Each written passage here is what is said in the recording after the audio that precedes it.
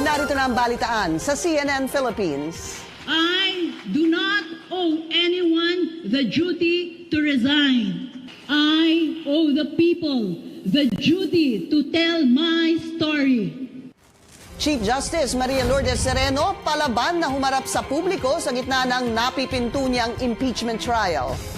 Health Secretary Francisco Duque naglibot sa mga ospital para kamustahin ang mga pasyenteng naturukan ng dengbaksya. At mga senador at cabinet secretaries nag-inspeksyon sa Boracay.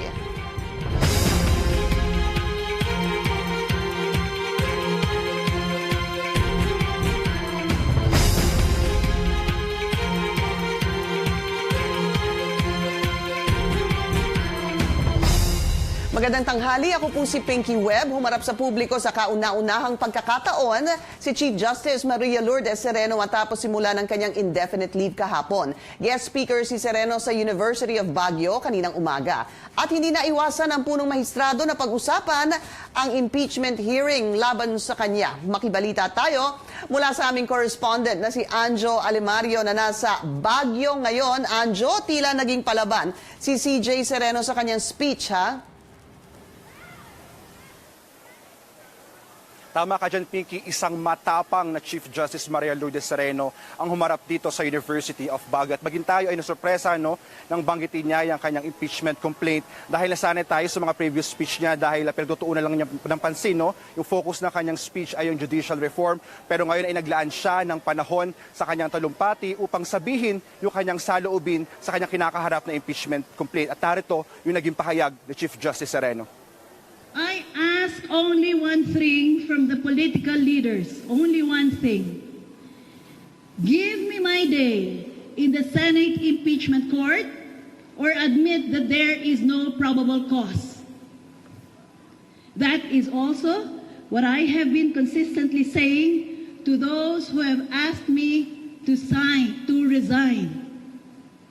No, I will not. I will give an account of my actions as Chief Justice to the people. I do not owe anyone the duty to resign. I owe the people the duty to tell my story. I am hopeful that after the impeachment trial, days of renewal for the Supreme Court can still be forged, united by the common desire to serve our people and protect their constitutional rights, especially in these troubled times.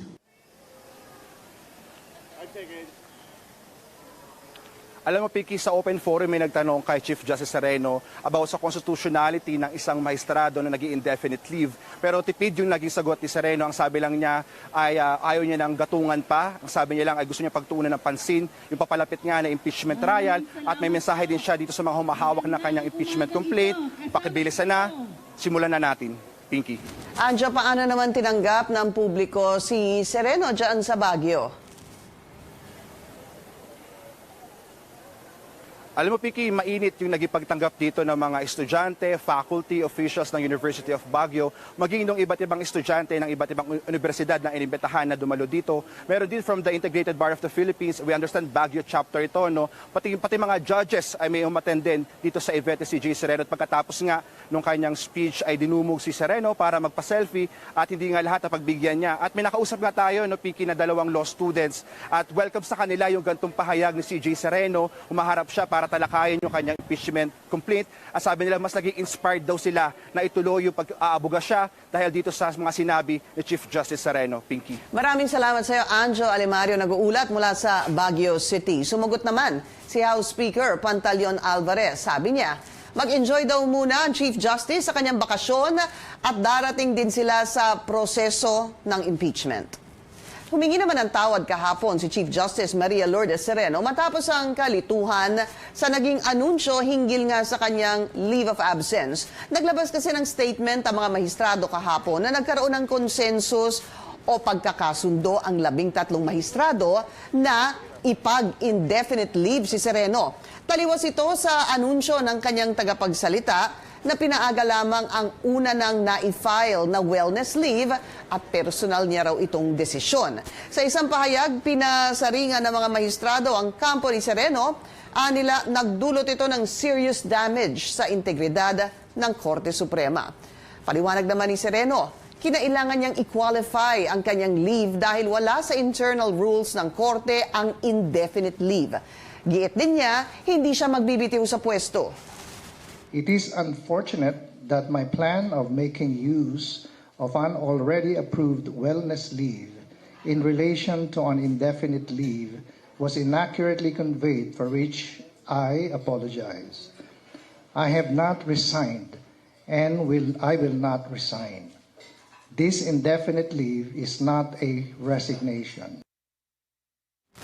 Inihalintulad naman ni House Justice Committee Chairman Ray Umali ang impeachment complaint ni Sereno sa paglilitis kay dating Chief Justice Renato Corona. Pero meron daw kaibahan dahil si Corona ay respetado at suportado ng kapwa mahistrado at mga empleyado ng korte. Depensa naman ng kampo ni Sereno, buo din daw ang suporta ng Korte Suprema sa Chief Justice. Narito ang bahagi ng panayam ng aming Chief Correspondent na si Pia Ontiveros sa On the Record. I think Corona had the respect and the support of all his peers and even of the staff of the High Supreme Court. In this case, I think she does not have any, and I mean any support at all from her peers, her family, and even the staff of the Supreme Court. And that's because of?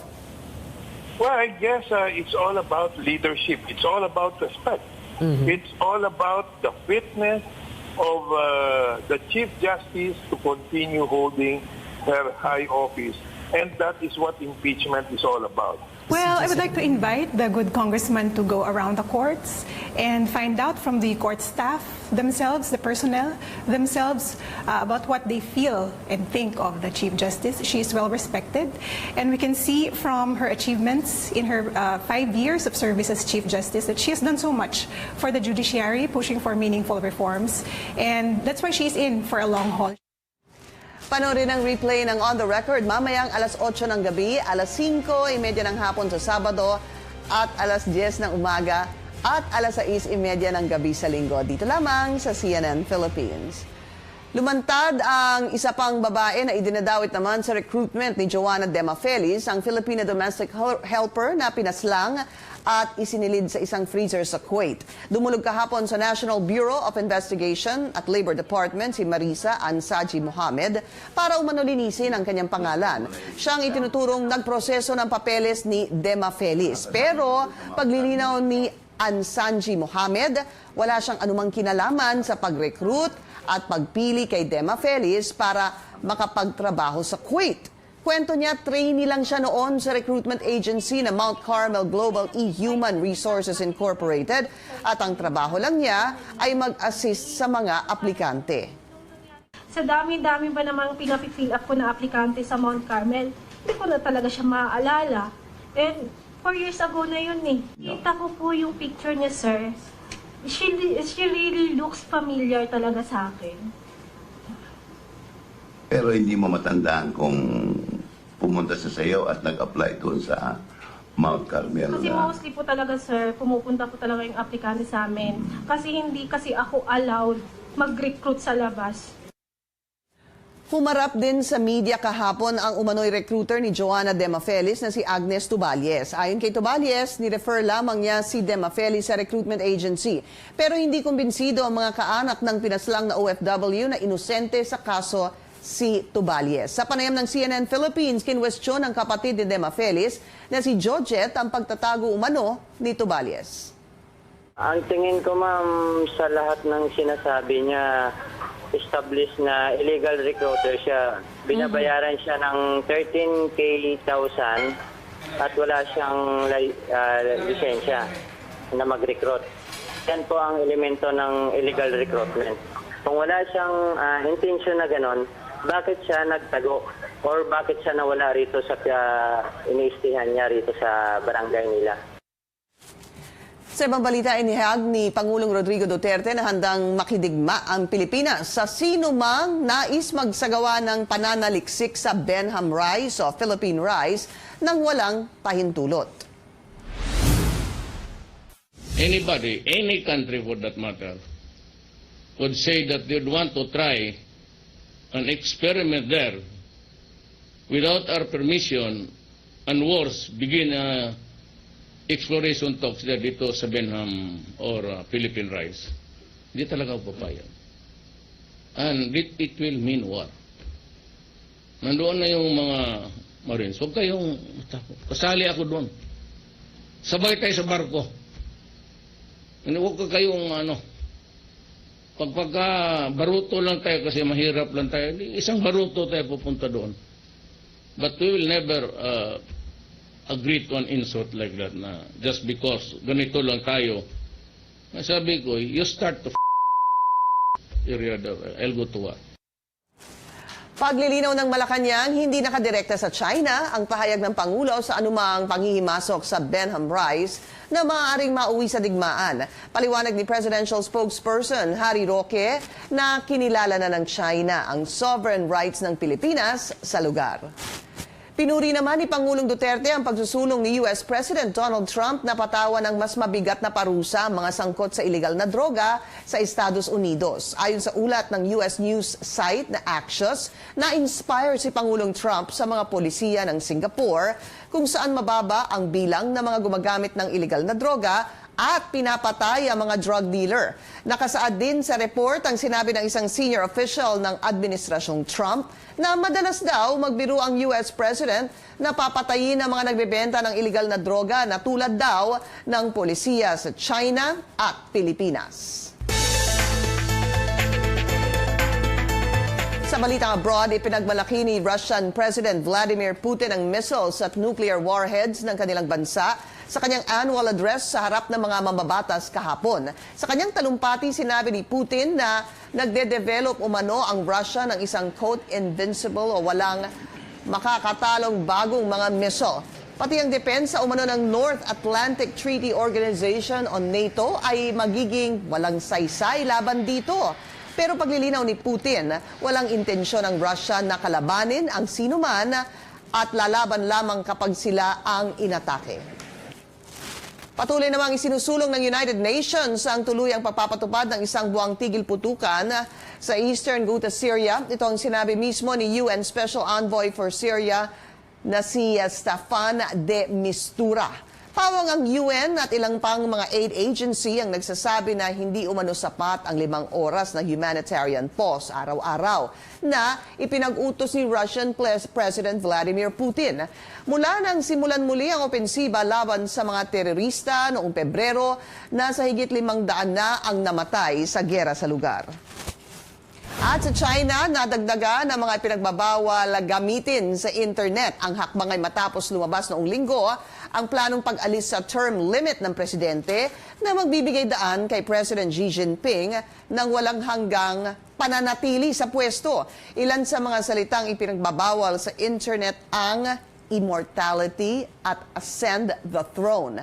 Hindi pinaliwanag kung bakit ipinagbawal ayan, pero ayon sa isang eksperto, maaaring ibinasa ito sa isang mathematical equation na may 2 o nangangahulugang ang katumbas ng pangalawang termino sa posisyon. Susunod, Health Secretary Francisco Duque nag-ikot sa mga ospital para kamustahin ang mga pasyenteng naturukan ng dengue-vaxia. At mga opisyal ng gobyerno nasa Boracay para inspeksyonin ang isla. Ang detalye sa pagbabalik ng balitaan dito sa CNN Philippines.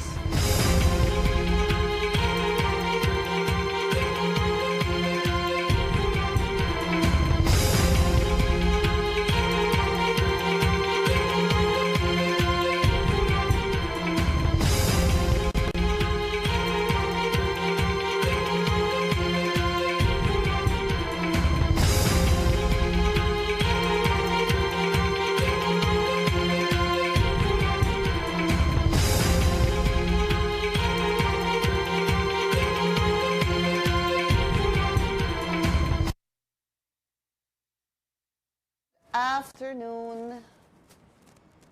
Am I live? Am I live? Mga ka-FB, are you there?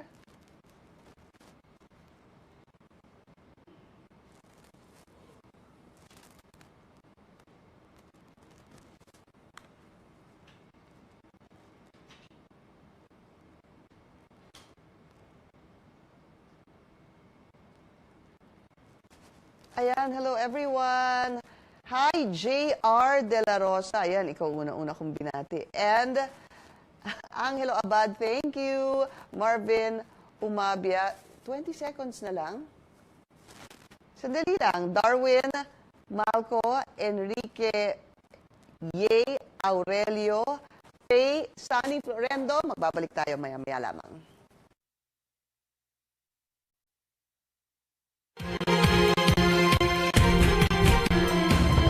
Nagbabalik ang balitaan dito sa CNN Philippines. Nangangamba si Vice President Leni Robredo sa isinusulong na charter change at federalism ng gobyerno. Sa panayam kay Robredo sa programang The Source, sinabi niyang mahirap mawala ang ilan sa mga mahalagang probisyon ng konstitusyon tulad ng human rights at anti-dynasty. Hindi rin daw siya natatakot sakaling tanggalin ang opisina ng Vice President sa federal form of government. Anya, mas nakakabahala daw ang panukalang buwagin ang Office of the Ombudsman.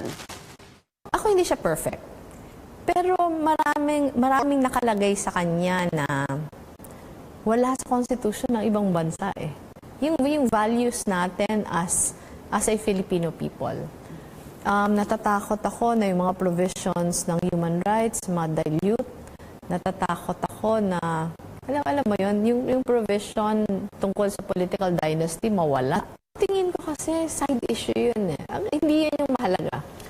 Ang mahalaga, ano ba yung makakabuti sa atin? Kasi okay lang naman ma-dissolve yung opisina kung kinakailangan. Kasi ang nakakatakot doon, mas nakakatakot, I think, yung proposal na i-dissolve yung Ombudsman, Office of the Ombudsman. Kasi kung wala na yung Office of the Ombudsman, wala nang independent body eh. Wala nang independent body na, di ba, mag-handle ng mga cases of corruption, cases of abuses by public officials. Tingin ko mas ano yun eh, mas mahalaga. Samantala, tiwala naman si Robredo na siya pa rin naman nanalo sa kabila ng gumugulong na VP electoral protest ni dating Senador Bongbong Marcos. Not really. I know for a fact that he does not, he does not have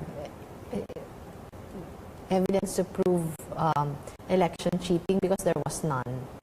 We're not allowed to talk about it anymore. The Supreme Court issued a gag order. And I think he's been spending a lot on social media to vilify me. Pero sa akin naman, at the end of the day, evil will never triumph. Maraming naniniwala din sa kanya, pero yung sa akin, I'm not really concerned in the sense that dadating din yung panahon na yung katotohanan yung lalabas. Hindi na rin daw magsasalita ng tapos si Robredo kung wala na ba siyang planong tumakbo pagkatapos ng kanyang termino bilang vice-presidente. Pero parang sa akin, parang I was not trained for it eh. After the campaign, sinabi ko, never ko na itong gagawin. Pero again, pag tinapon sa'yo ng tadhana, parang nangyayari talaga. Muling mapapanood ang part 2 ng Women's Month Special ng The Source mamayang alas 2 ng hapon at alas 7:30 ng gabi. Sinabi naman ng Malacanang na pagpapakita lamang na lumabag nga sa batas ang Rappler matapos ang desisyon ng isang foreign investor na i-donate ang investment sa naturang online news agency.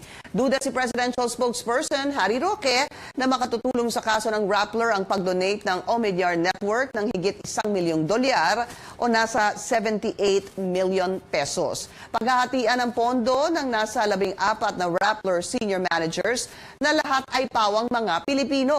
Ang hakbang ay para umano maalis sa mga akusasyong foreign-owned o pag-aari ng banyaga ang Rappler na isang paglabag sa batas. Pero ayon kay Roque, mas pinagtibay lamang nito ang desisyon ng Securities and Exchange Commission. We're happy that they admitted because now we can say even Rappler now admits that they're not victims of censorship. They're not victims of infringement of press freedom, no less than their founder violated that they now admitted that they're in violation of the Philippine Constitution, took steps hoping that this will rectify it. Agad namang dumipensa ang Rappler nila hindi lumabag sa constitutional requirement ang investment ng Omidyar at kini-question pa rin sa korte ang desisyon ng SEC. Naging matibay ang relasyon ng Pangulo sa mga sundalo mula nang maupo siya sa pwesto. Pero dahil sa mga bagong issue, tulad na lamang ng Navy frigate deal na ilalagay umano sa alanganin ang relasyong ito. Payo ng isang dating mutineer na ngayon mababatas na, pakinggan dapat ng Pangulo ang hinaing ng kanyang mga tauhan. Narito ang ulat ng aming senior correspondent na si David Santos. Nang sumabog sa publiko ang iringan sa pagitan ng ilang defense at Navy officials kaugnay sa frigate controversy, tila nakamasid lang ang mahigit 100,000 miyembro ng Armed Forces of the Philippines. Giit ng militar, wala namang negatibong reaksyon mula sa kanilang hanay. Walang nagsasabi na leadership ng Armed Forces na magulo sa loob o may problema sa loob. Laging okay kami. Dating Marine Captain si Magdalo Party List Representative Gary Alejano nang pangunahan niya kasamang ibang AFP junior officers ang Oakwood Mutiny noong 2003. Di raw nila masikmura noon ang korupsyon sa loob ng AFP. Ngayon, maliban sa umano'y manumalyang frigate deal, ilang ulit din daw nalagay sa alanganin ang militar sa mga naging desisyon ni Pangulong Duterte. Kabilang dito ang kapalit-palit niyang patakaran para resolbahin ang banta ng insurgency, kung saan nagtalaga pa siya ng mga makakaliwang lider sa kanyang gabinete. Nariyan din ang issue sa China. Habang nakikihalubilo ang presidente at kanyang gabinete sa mga Chinese officials, buong tapang pa rin dinidepensahan ng mga tropa ang West Philippine Sea. Sa mata ba ng sundalo, nakakaharap lagi ng aggression ng China? Ma-reconcile niya? No. Pakiramdam niya, binibenta tayo. Posible ring maging issue sa AFP ang planong pagbabago ng saligang batas na hindi dinadaan sa legal na proseso at maging ang naunsaming panukala para itatag ang isang revolutionary government. Sa kabila ng pagiging apolitical, mapipilitan daw ang AFP na ipagtanggol ang kanilang sinumpaang tungkulin. You can call on your soldiers to stand by their oath of office, which is uphold and defend the Constitution. Pero itinanggi ng bagong talagang spokesperson ng AFP na may mga isyong ganito sa AFP. Maliban raw sa mataas na sahod, pinapahalagahan din ng gobyerno ang pangangailangan ng mga tropa. May sapat na grievance mechanism din ang AFP para mailabas ang kanilang mga hinaing. We respect the democratic process dito. After the 89, the 80s coup, we have learned our lessons and never again. Ayon kay Alejano, walang kasiguraduhang hindi na mauulit ang pag-aalsa ng mga sundalo. Higit sa pananalitang tigasin ang kailangan sa isang commander-in-chief. Anya, kailangan din niyang makinig sa kanyang mga sundalo. David Santos, CNN Philippines. Nag-ikot sa dalawang ospital si Health Secretary Francisco Duque para alamin ang kalagayan ng mga pasyenteng nabakunahan ng Dengvaxia. Makibalita tayo mula kay AC Nichols. AC, saang mga ospital kaya nagpunta o saang mga ospital nagpunta ba si Secretary Duque? Yes, kinakot na si DOH Secretary Francisco Duque sa dalawang ospital sa Maynila. Kaninang umaga yan. Una sa San Lazaro tapos dumiretso sa Jose Reyes Memorial Medical Center. Ang tinitignan niya ay kung maayos ba yung lane nitong mga ospital para sa mga cases ng naturukan ng Dengvaxia vaccine. Kasama kasi yan sa guidelines na linabas ng DOH na basically dapat ang mga ospital ay merong priority lane. At meron din silang sinusunod na specific processing procedures sa mga pupunta na vaccine. Nakita naman niya na generally maayos. Merong mga steps na nakaset up yung mga ospital. Nagtanong din siya dun sa mga pasyente o sa mga magulang ng mga pasyente. May mga nagsabi na okay naman daw yung procedure, maayos, mabilis yung processing. Pero meron ding dismayado. Yung isang nanay kanina na iyak dahil ang tagal-tagal daw lumabas ng lab results. Galing pa raw sila ng navota so nahihirapan daw sa biyahe. Aminado naman si Secretary Duque na nabulagta ang health system dito sa Dengvaxia issue na to, lalo na napakaraming mga naturukan. Hindi naman daw agad-agad na magiging smooth yung proseso dahil una, bagong issue nga ito, ngayon lang nararanasan. So nasa learning stage tayo. Umaapela siya sa mga magulang na sana maging mas mapagpasensya at humihingi siya ng konting understanding lang dahil minsan daw marami talagang dumadagsa sa mga ospital, hindi rin kaya ng isa. Paalala din niya, di naman pwedeng madaliin yung lab test dahil syempre kailangan sigurado sa resulta. Patuloy daw siyang mag-iikot sa mga ospital para masiguro na mag-i-improve yung response nila sa dengue cases or dengue cases in general. At lalo nang siguraduhin din na hindi pinagbabayad itong mga lumalapit na naturukan ng dengue dahil may mga certain reports din from some parents na sinisingil daw sila. Pinky? Maraming salamat sa iyo, AC Nichols, nag-uulat. At pangungunahan ng ilang senador at ilang mga cabinet officials sa Boracay ang pagdinig hinggil sa sinasabing patuloy na pagkasira diyan po sa isla. Mag-iikot nga sila sa ilang mga establishmento diyan. Makibalita tayo sa aming senior correspondent na si Cecil Lardizabal. Cecil, sino-sino ba nandyan ngayon sa Boracay? Nako, marami, Pinky. Pero kanina, nag-ikot, nakita natin sa ilang establishmento si Senator Cynthia Villar para inspeksyonin yung waste management, drainage system at easement ng mga establishments dito.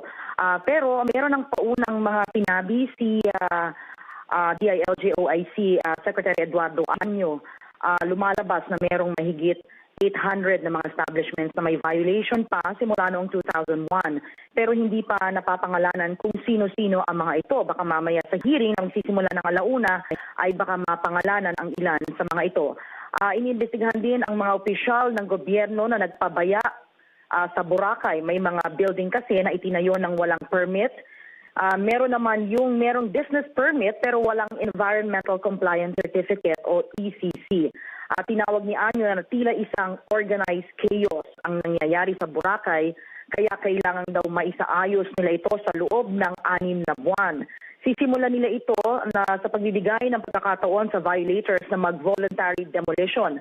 Pero kung hindi daw nila nagawa ng paraan ay ide-demolish silang lahat. Ang plano pa ngayon ng DILG ay gagawa sila ng permanent measures para magkaroon ng pagbabago sa building code. Dito makikita kung ilang floors ba talaga ang pwedeng itayo dito sa Boracay. Kasi pag pinayagan daw ang high-rise building dito, wala na namang control. Instead of, sa loob ng isang araw, umaabot ng 50,000, 50,000 ang tao dito sa isla. Bawat isa ay may tinatayang 2.5 kilos ng waste. Ayon nga yan kay Anyo.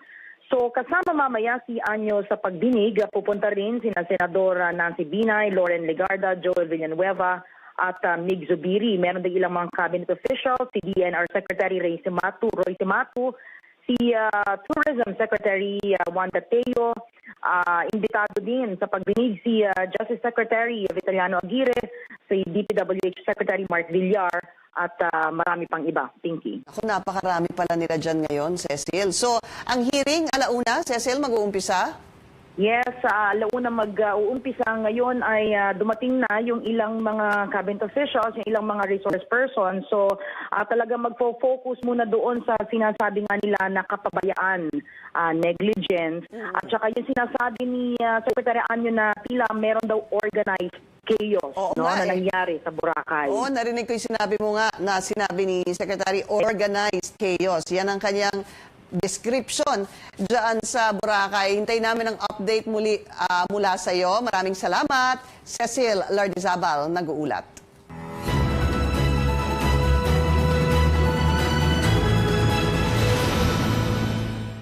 At sa patuloy nating pagdiriwang ng Women's Month, ipinahagi ng aktres at direktor na si Bebeth Ortesa Sigion Reyna ang kanyang pinagdaanan sa pakikipaglaban sa sakit na cancer na na-detect noong 2004. Sa panayam sa newsroom ngayon, ibinahagi ni Bebeth ang kanyang mga natutunan mula sa kanyang sakit.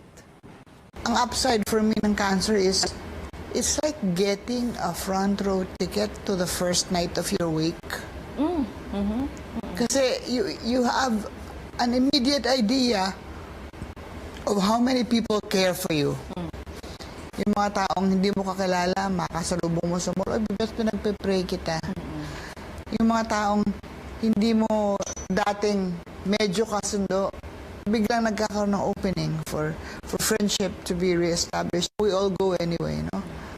Pero yung mga biglang natutumba na lang na aksidente, wala sila nung kunting grasya na yun yung nalaman nila bago sila nawala na may mga nagmamahal sa kanila. Mensahe ni Bebet sa lahat ng mga babae na may kani-kanilang hamon sa buhay. Lumaban. Laban. Laban sa lahat ng fields of battle. Taas noo. Diretso.